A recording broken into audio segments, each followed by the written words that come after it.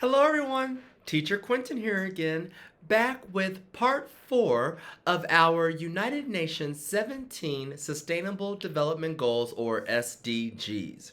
Today we will cover goals 9 through 11. So if you've missed goals 1 through 8, please go back and check out some of our previous videos. All right, so let's get started on goal number 9. So, goal number 9 of the UN 17 SDGs is for industry, innovation, and infrastructure. So, their goal is to build resilient infrastructure, promote inclusive and sustainable industrialization, and foster innovation. Whoa, there's a lot of big words in that one, but let's break it down just a little bit. So, in a previous video, we talked about the word infrastructure, meaning the physical characteristics or the components that make up something or make something possible, like a building or a city to function properly, like roads and railways. And so, this is what we mean by infrastructure.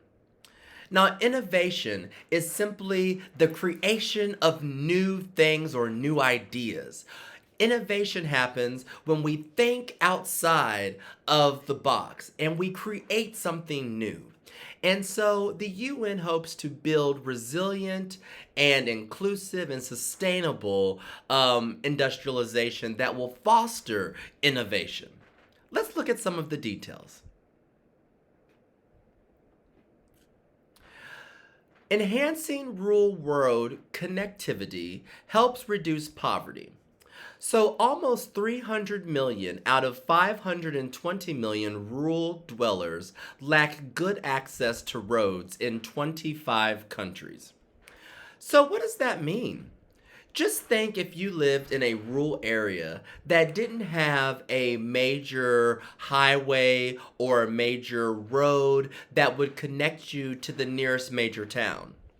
Think how hard it would be to go into town to get the necessary resources you need, such as groceries, or maybe even if there was an emergency to get to a doctor or a hospital.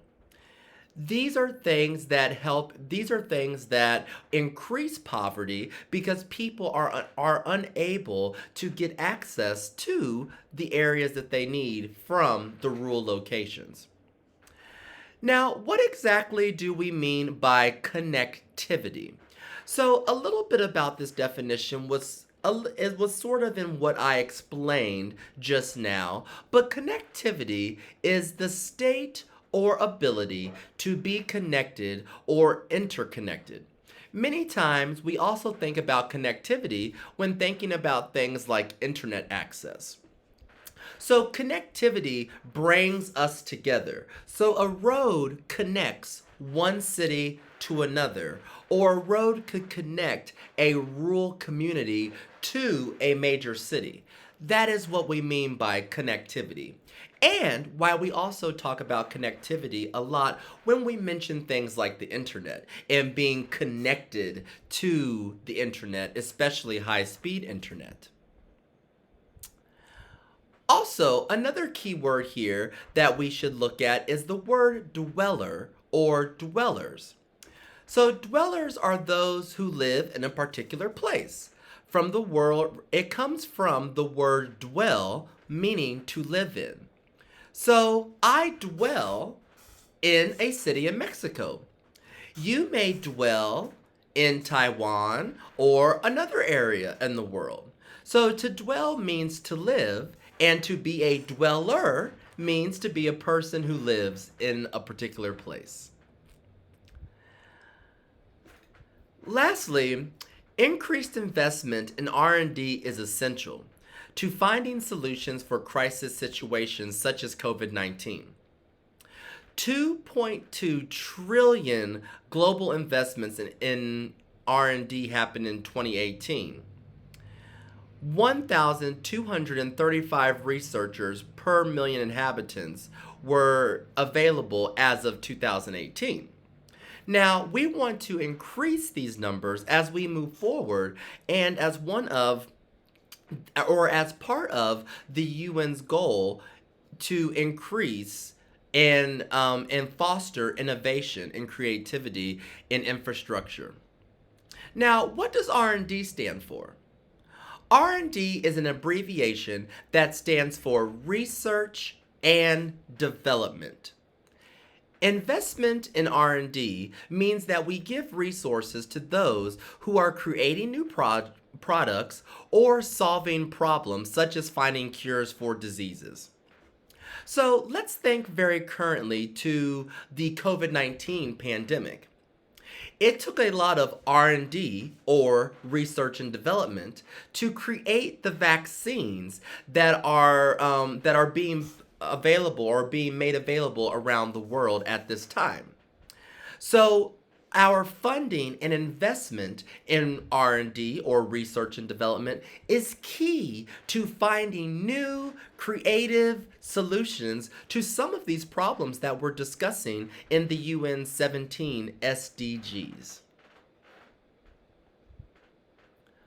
Okay, so let's take a look at goal number 10, which is to reduce inequalities. Now, the UN's goal is to reduce inequality within and among countries. So by that, we mean inequality that happens within a country's borders, and also the inequality that happens between different countries. So let's say the inequality that may be experienced in one country versus another. Okay? And so the UN wants to reduce these inequalities. Now, if you've watched our other videos, you will notice a general theme throughout many of the UN's SDGs, and that is equality or inclusiveness. These are built in to many of the UN 17 SDGs because that is what we see in our world. We see that some of these things may be happening in some areas, but other areas are left behind or lack the resources to make those same things happen. So let's look at some of the details for reducing inequalities. Now, the pandemic is likely to reverse the progress that we've made in reducing income inequality since the financial crisis.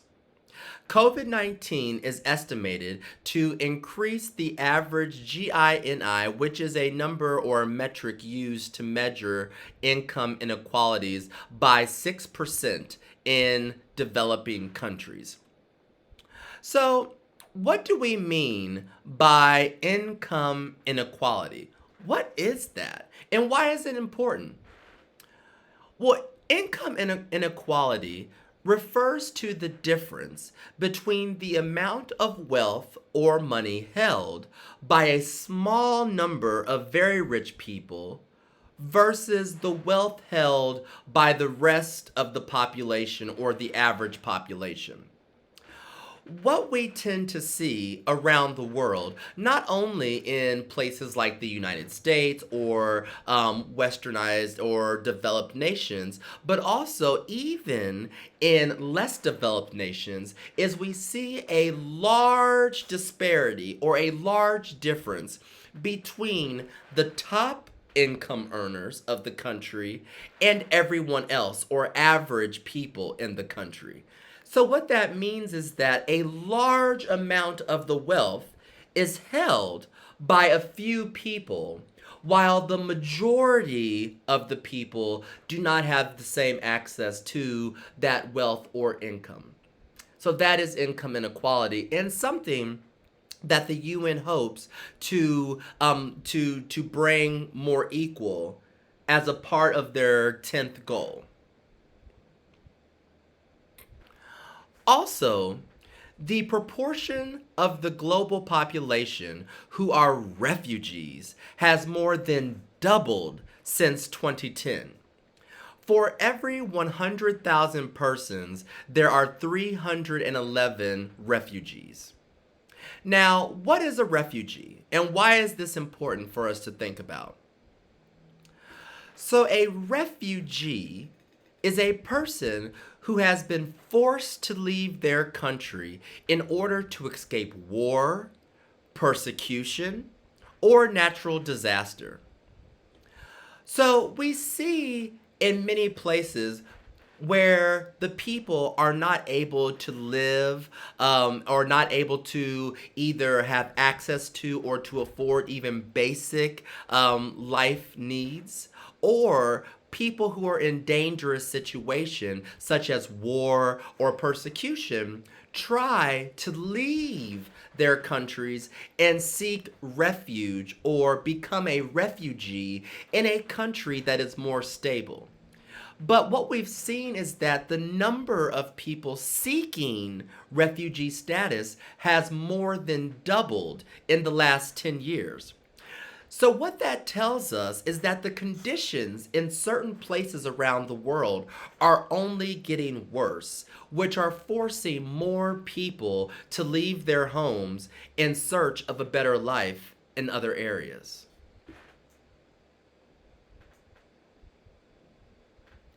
Finally, let's take a look at goal number 11. So, goal number 11 is sustainable cities and communities. The UN wants to make cities and human settlements inclusive, safe, resilient, and sustainable. Now, you have heard some of these words many times, like inclusive, sustainable, because the entire idea of the UN 17 SDGs is that these are things that will help our world continue to prosper and continue to be a good place to live for everyone for years to come. We are not thinking about short-term solutions, but we are thinking about long-term goals and solutions and what we would like our world to be like later in the future. And so sustainable cities and communities are a big part of the UN's plan.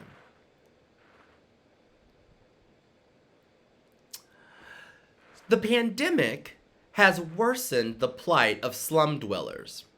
The majority of more than 1 billion slum dwellers reside in 3 regions around the world: Eastern and Southeastern Asia, 370 million, Sub-Saharan Africa at 238 million, and Central and Southern Asia at 226 million. And so, as you can see, 1 billion people dwell in slum conditions. So what does that mean, a slum? What is a slum? So a slum is an overcrowded urban street or district inhabited by very poor people living in very bad conditions, often lacking basic services or sanitation. So oftentimes in these slum areas, there isn't good access to clean water. There isn't good access or there isn't good city services for sanitation and removal of waste. And so these are very dangerous areas to live in, not only for the people's physical security, but also for their health and their likelihood of catching or being or family members catching some type of illness or disease due to the conditions of where they live. Another big part of living in a sustainable city is that only as of now, only half of the world's urban population have convenient access to public transport. Now, convenient access means residing within 500 meters walking distance of a bus stop, low capacity transport system, and 1,000 meters from a railway or ferry terminal. So this is what we mean by convenient. Now, I know that in the United States, many of our urban cities lack good access to public transportation. One city that I've lived in for many years, Los Angeles, this is one of the things that is often talked about is good, convenient access to public transportation to alleviate some of the pollution and traffic issues that we often experienced in that city. But this is not just a problem for Los Angeles, but a problem for many cities around the world where people do not live within a good distance of a public transportation option.